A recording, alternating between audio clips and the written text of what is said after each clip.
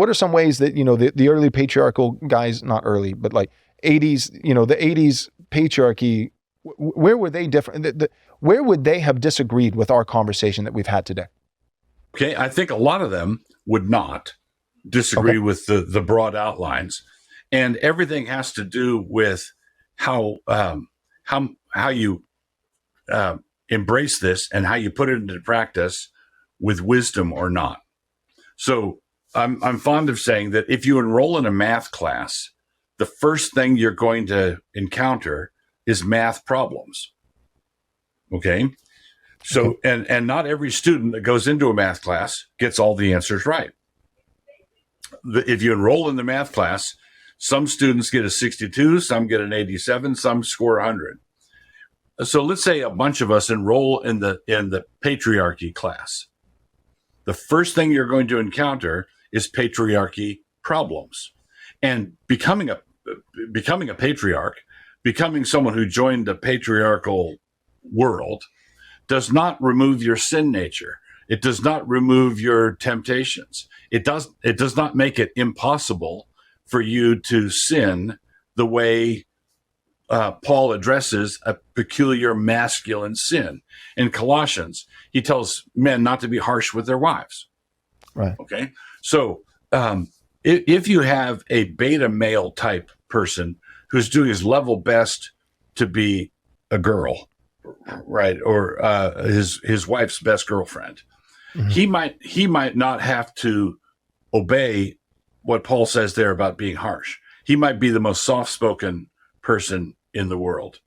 But if you have a patriarchal guy who is simply reacting to feminism and is consequently harsh with his wife and harsh with his children, and he's going to have all kinds of destructive consequences when his kids leave the faith, when his wife finally gives up and melts down or is institutionalized or abandons him.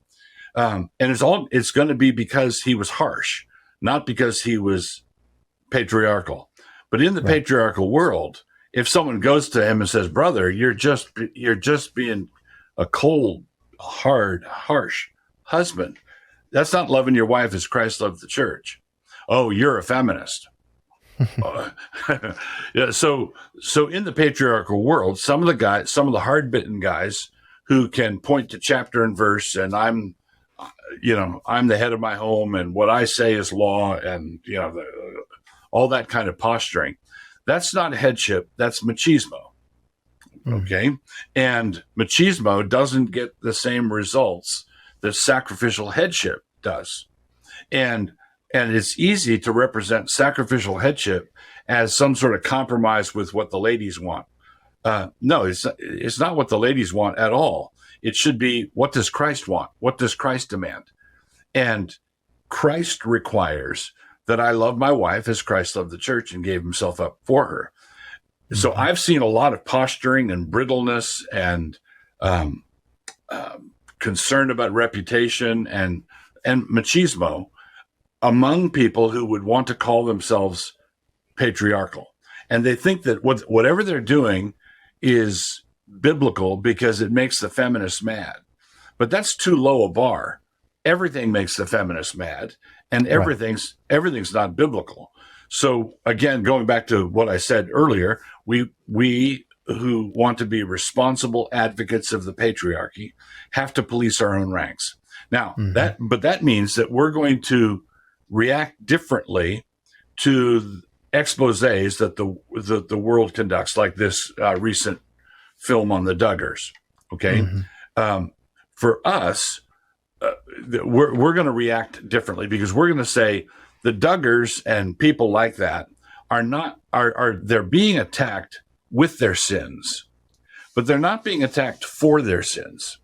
Okay. That's a good point. That's a good one.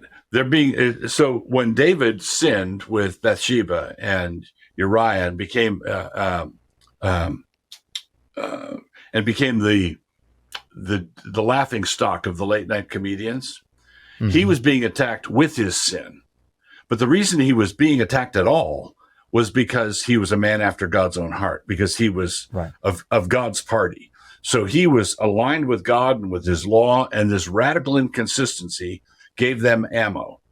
So, but if the Duggars as a clan had just had enough good sense to put a rainbow on it and and a plus sign, we are fundamentalists who are family friendly, rainbow friendly, LGBTQI plus friendly, they wouldn't be attacked at all, right? So Josh is just expressing the plus. Right. That's all he's doing. And in the meantime, Joe Biden can sniff anybody he wants. Right. Right. And he can do it on camera. And everybody can say, man, I wouldn't let this guy do anything involving children in our church. Are you crazy? Well, and then everybody circles the wagons because the issue is the political issue. They defend their guy. They don't attack him with his sins because they're in his camp. Mm-hmm. For the people who are representing God's order, when people who are representing the traditional family, some of them well, some of them poorly, they're going to be attacked with any inconsistency that they can find.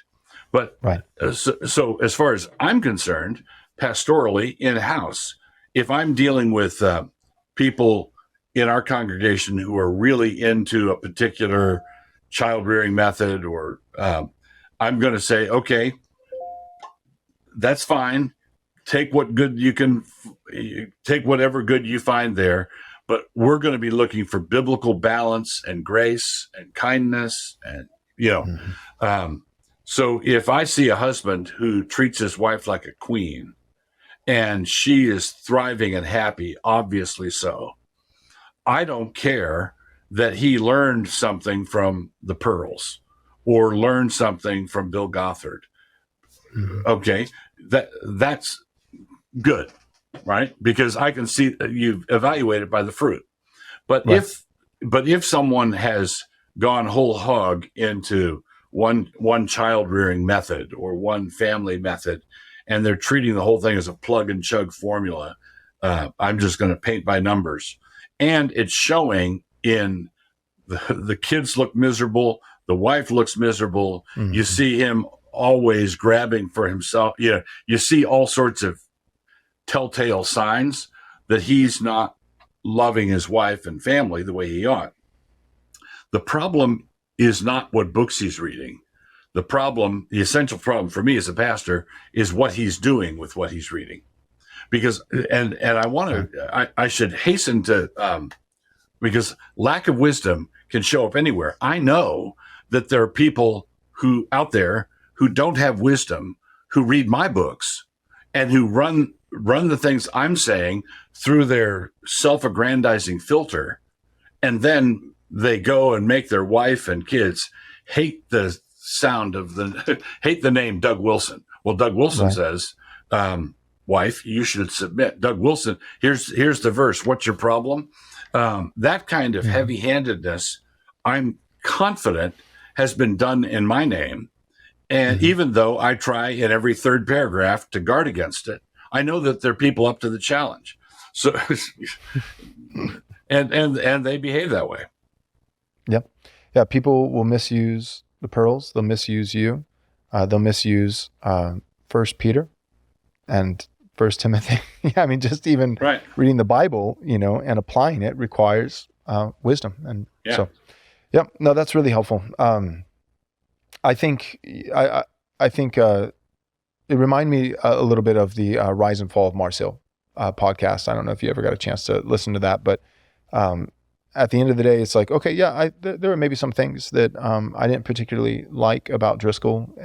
For me, it's kind of funny because the things that I didn't like about Driscoll are not the things that most people would fault him on. But you got to look through the piece at the end of the day and say, okay, but what's the big idea here? The big idea coming from Christianity today is not, we're really concerned about Driscoll. No, they're really concerned about male leadership in all its shapes and forms. Right. They hate, I mean, Christianity today, the piece against Driscoll in that podcast was so clearly just a hit piece against any traditional conservative Bible believing Christian. So it wasn't a hit piece against Driscoll. It's a hit piece against you. And Right. and the same with the shiny happy people. I think that that documentary, same thing. Like, okay, maybe there are some real failures here or there, but at the same time, I think as Christians we have to be discerning enough to say, at the end of the day, their concern. I like what you said. Attacking with the sin, but not because of it. That their concern isn't that some children were sexually abused, because they'd be fine with that in a public library so long as it was a man dressed in drag, right? So they're not concerned. Yeah, they don't care about that. They don't care that a child got abused. Yeah, they don't give a rip about that. And if I could say one other thing about this, and if just surround this with, I've got marked disagreements with Mark Driscoll, having said that. But that hit piece was leveled against him. And Mark Driscoll is still walking with the Lord. His kids are still walking with the Lord. Everybody they're intact Christians, and they're all speaking to each other. And in the meantime, a number of the people who came out against him have left the faith and have flamed out. So, okay, like Mike Prosper. Yes, yeah. So basically, I want to keep the majors the major and the minors the minor. I differ with Driscoll on this and that and the other thing, and okay, I'm not gonna sign up as the ultimate Driscoll advisor, but I've got eyes in my head, and I can see what happened, and I can see that a number of the people turned on Driscoll using the very things that attracted them to him in the first place. That's right. Okay, and so I can see that, and I should be able to say that, and so I don't think anybody, if Christianity wants me to think that Driscoll's an orc, well, watch me not do that, because Christianity today has began circling the drain a long time ago, and I've got far more worries about where they are than I do about where Mark Driscoll is, because when they attack him for those reasons, I know that I'm next. Right. Exactly. Yep. This is not unique to, like, Driscoll did something uniquely wrong, and they're only going to target their scope, on him. No, that he's a useful pawn to try to take out you and I, to take us all out. So, yeah. No, I agree. The things that attracted me to Driscoll were not the things that turned me off. The things that turned me off were the things that that initially attracted me that he forsook, like Calvinism. Like, I liked that, and so when he comes out and kind of, dogs the doctrines of grace as though they're not important, and maybe he believes half of them, and I'm like, no, man, no, that I don't like you now as much now. I liked you because of this. Anyways. Okay. All right. Any final words? Well, yeah, it reminds me of, I forget which political commentator said this, but he said he didn't like Richard Nixon until Watergate. Yep. Yep. All right, hold up. You're not going to want to miss this. I'm going to tell you exactly how our spring 2024 conference is going to go down. Here's the title of the conference: Blueprints for Christendom 2.0. Subtitle: 7 Doctrines for Ruling the World. We're going to have 7 primary sessions covering each of these doctrines for ruling the world righteously. Number 1, Reformed Confessionalism. That's going to be Pastor Doug Wilson preaching on that topic. Then we've got Covenant Theology with Pastor Brian Sauvé. Then we've got Biblical Patriarchy with Pastor Michael Foster. Then we've got Presuppositionalism with Dr. Joseph Boot. Then we've got Kuyperianism, All of Christ for All of Life, where we're going to welcome Pastor Doug Wilson back for a second session. Then we've got General Equity Theonomy. We're going to have Dr. Joseph Boot come and do a second session on that topic. And then lastly, we'll have Pastor Dale Partridge on postmillennial eschatology. In addition to these 7 sessions, we're also going to have not 1, but 2 live podcasts. On the first day of the conference, that's Friday, March 1st, we're going to have a live Theology Applied podcast. I'll be on the stage hosting the discussion with Douglas Wilson, Michael Foster, and Eric Kahn from It's Good to Be a Man. The topic is going to be all about biblical patriarchy. We're going to specifically be parsing out, distinguishing the biblical doctrinal differences between patriarchy and complementarianism. Again, that's Friday, March 1st, the first day of the conference, a live Theology Applied podcast on biblical patriarchy. Then we're going to have the next day, that's Saturday, March 2nd, a live Haunted Cosmos podcast. I'll be hosting this discussion with Brian Sauvé and Ben Garrett. We're going to be talking about the Nephilim. We're going to be talking about the Watchers. We're going to be talking about what creatures currently are living underneath the surface of the earth and chasms of the deep. It's going to be wacky. It's going to be weird, but it will also be thoroughly biblical and incredibly unhinged. So you're not going to want to miss these two live podcasts, Theology Applied on Friday, March 1st, the first day of the conference